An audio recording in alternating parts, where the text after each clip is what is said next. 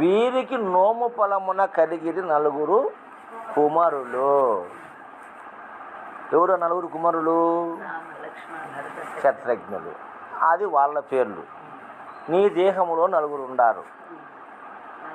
మనస్సు, బుద్ధి, చిత్తము, అహం.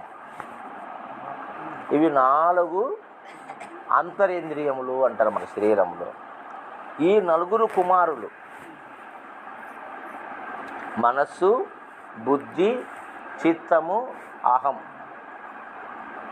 ఈ 4 మనలో ఉండేటువంటి అంతఃకరణాలు. అది 10 ఇంద్రియాలు, ఇవి 4 అంతఃకరణాలు. ఏమా? ఈ నలుగురిలో రాముడు మనస్సు, లక్ష్మణుడు బుద్ధి,